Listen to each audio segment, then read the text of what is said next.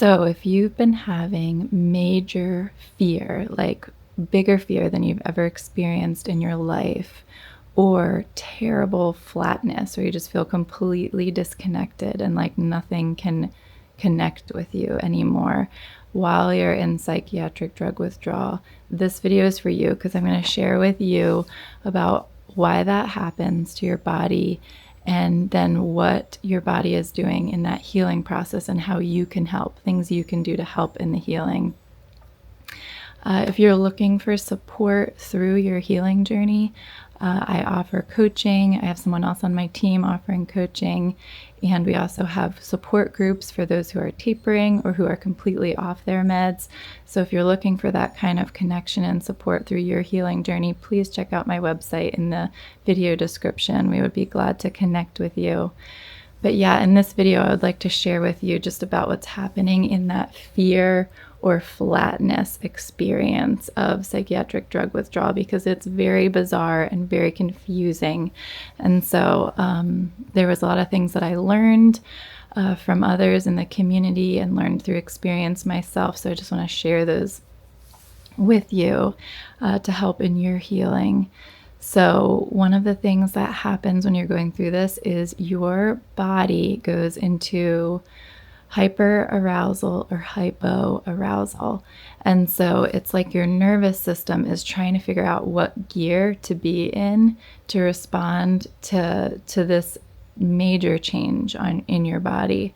And so the hyperarousal is when your body goes into like an overdrive and it's sort of like, you may experience things like akathisia or just that like terrible inner restlessness and like racing thoughts and feel so ramped up, like completely like you're being chased by a tiger or going to be eaten alive, and you're like, there's nothing dangerous. Why am I so afraid of everything? Like everything like instigates some sort of major fear response.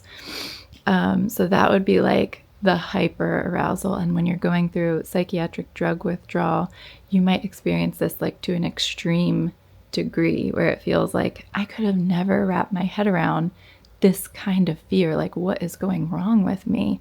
And I experienced that. Like, I remember being like afraid of the window. Like it was like looking out into nature, which I like had loved nature. I was like afraid of the yard and afraid of like walking out the door and the open air and like the sun and the sky and everything felt like overwhelming and way intense.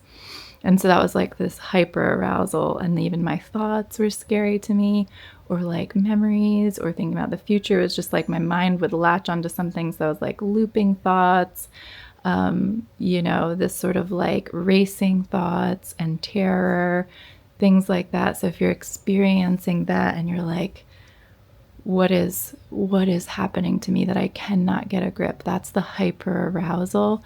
That can come in withdrawal, and it doesn't mean that like you're not healing. It doesn't mean that you did something wrong, and your brain is getting that fear signal of like, something's wrong, I need to do something, something's wrong, what's wrong. But the only thing that's happening is your body is going through a healing process from this injury and from like reducing the medication, and your body's trying to figure out how to regulate. So it's just in this hyperdrive. And then the flip side of that, and it can swing from one side to the next, where it's like, okay, I'm like in this major terror, fear, pacing, feeling horrible. And then the other side of that is like going into this like flatness, where you feel completely disconnected and like completely unmotivated and almost like waterlogged and like lethargy and like completely no motivation, no engagement or sense of connection to the world around you. Like you might have anhedonia or DPDR, where you're like feeling really dissociated from everything around you. And that's like your body's kind of like slow down, shut down mode of like, we got overwhelmed. We need to pump the brakes. And so it's like our nervous systems in withdrawal can basically go from one extreme to the next in sort of like this big swing of like these extremes, which can be so disorienting, confusing, hard to work with when you're going through it. And I experienced that too. I just remember like dragging myself through the house, or like, I mean, for a while I was on my bed. I couldn't, I was like, can't even do anything, hardly. And so, so you might, be experiencing that where you're like having a lot of that hypo arousal where you're just feeling completely flat and like having a hard time dragging yourself to even do like the smallest chore. And so that is just another part of the dysregulation that can happen to our nervous systems through this injury. And it doesn't mean you did something wrong. It doesn't mean like you're not healing or, you're getting worse. All it means is that your body is just going to these extremes as it's figuring out how to get you centered again. And in that center is your window. And so when you have times of feeling like clear and like you have the right amount of energy and your thought process, like you can engage but not be overwhelmed, that is your center and like that healthy amount of arousal. And that is what you're headed for. And in the meantime, can be this roller coaster back and forth where your nervous system is like, how do we get back to homeostasis? How do we get back to that normal state of calm and motivation being regulated? So anyway, so that's kind of what's happening. And it doesn't mean any kind of like your mind might be coming up with so many reasons why this is happening. Like, you did this wrong, or you did that wrong, or you shouldn't have eaten this, or you shouldn't have, watched that, or, your mind might really latch onto like past things from the past, things about the future, things about the present, as a way of trying to figure out like what is going on with your body. But all that's really going on is that you're going through a healing process, and that it is a bit of a roller coaster ride for your body to figure out how to regulate again on its own. But your body does have that resilience and can figure that out. It just takes time. And so there are some things you can do in the process that can help you. And I'm going to share with you some of those, but I also want to say it doesn't take away the symptoms. It doesn't like make them disappear, or like make the healing like wrap up faster if you do them just right, because the healing takes as long as it takes. If you think of it just as like you would like a plant growing, you wouldn't be like, grow faster, plant, and get like angry at the plant for not growing faster. If it's like got sunlight and it's being watered, it's just going to grow at its right pace. And so think of like the things that you do to take care of yourself in this process as like the sunlight and the water. You're just doing what you can to help the process, but the healing is going to happen in its own time. And so just trust the process, that just like a plant knows how to grow, it's all in there in the DNA. It's all going to happen. It just needs that environment of like that sunlight, that soil, that water, and then it just will happen naturally. The same with your nervous system. It will heal. It's wired for healing. That's in your DNA. And so just with that, the support you give it, just, the care that you give in time, that healing is just going to happen. It's natural. It's wired into you. And so think of it more as like just the nurture that you're providing to something that's already going to happen. And so I'm going to give you some of those like little tips and tricks, but with some grounding things can help. So for instance, in the hyperarousal, you may need to pace, and the physical, doing something physically may actually help. It may also help to tune yourself into physical things around you. So for instance, I know some people who would do like walking barefoot, and just like that physical contact with the ground as a way of like connecting and helping to regulate them.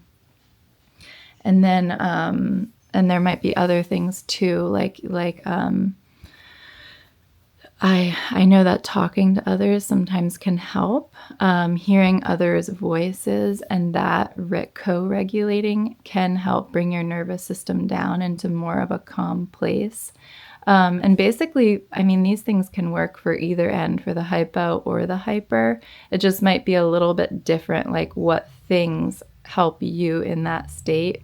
For me, like I remember for whatever reason, washing dishes, even though it was like a very ordinary task, whether I was hyper or hypo, taking that as like a calm pace.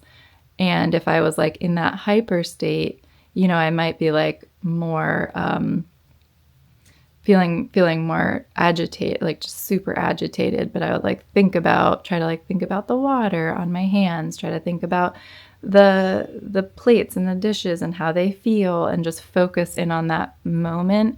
And sometimes it works, sometimes it doesn't. You know, sometimes I couldn't do it. I would just have to go pace. But then I also, for like being in that hypo state, you know, where I like was just dragging that physical and trying to tune into it and just refocus my mind on just one task, even if it was going to take me a long time, because I was feeling really slow and like really like flat and disconnected.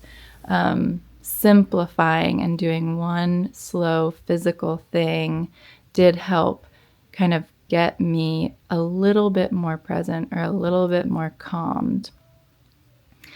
And so there's other things like that. Like if you, you know, listen to audios, that can be a distraction, and that hearing someone else's pace of their voice and their breathing and all of that can help to cue your body into safety. Or like listening to healing stories, or even holding a conversation with someone else, co-regulating with other people. And that could be, you know, being able to share openly with them what's going on. But also sometimes there are some relationships where they may not be able to engage fully or like understand what's going on, but you can still be in their presence if they're like a supportive, loving person in your life, and their calm nervous system can help to regulate you. And so like if you have kids, you know, you can co-regulate with your kids. It's just like a keep it slow thing. Like, all right, we're just going to keep it a low key day today. We're just going to read some books. We're going to have, you know, some tea, and just being in their presence could help to co-regulate you. Or it could be like you know, like a loved one on the phone, and asking them about their day and trying to like get a little bit outside of yourself can sometimes help to regulate and get like a different take on life, a different like calmed nervous system perspective. So those are some of the things that I've learned along the way. And ultimately, though, what's going to happen is your nervous system is going to heal. And, you know, the things that you do along the way can be like coping strategies, ways of nurturing. Acceptance is a big one. Just kind of like accepting this is the state your body's in right now. It's not your fault. You know, it's not something you did wrong. It's an injury. It's something that happened, but your body's healing from it. And so that acceptance of just like, okay, right now we are pacing. And that is my job today, is to pace this out until it burns out, you know, until it runs its course, because these symptoms are going to run their course and then they're going to pass. And then your nervous system your healed nervous system is going to outlive the symptoms. And so in some ways, it's just trying to accept the process and trust the process that in time you're going to heal. Another thing that can help is routines. Like if you set up routines for yourself that can kind of cue you into safety. So for instance, like every morning I make myself a tea, And then I sit on the porch, I'm just like giving an example, but like if you kind of make a routine for yourself where your body can go, oh, okay, this is what we do on a safe day, or this is what we do to get ourselves safe, feeling safer. It could be simple things like, a hot bath for your feet, soaking your feet, or maybe some people like swear by an Epsom salt bath, like being very calming. I didn't have a tub that would stay, like, give me enough warm water, so that was like a no-go for me. But some people like that, like Epsom salt bath is like super calming. A barefoot walk, touching different textures of things in nature, um, you know, these different like calming rituals can become routines that really help to soothe your body and help cue you into safety and help bring you closer to that place of being centered and closer to that window where your body is getting cued in and being like, okay, we can regulate, we can calm, like there's enough safety here. And so that can help in your healing process. It doesn't necessarily make everything disappear as far as the negative, hard symptoms. And I wish I could tell you, like, this is what will make it disappear. Unfortunately, it just is a wild ride to get there as your body heals. But the good news is that your body does know the way. And that is built into your DNA to be able to heal, and that resilience is in you. And so I would just encourage you to trust the process, to accept the symptoms as they come, to build healing routines for yourself that cue your body into safety, and to listen to the stories of hope from other people who've come to the other side. And I will tell you, my body is on the other side of this.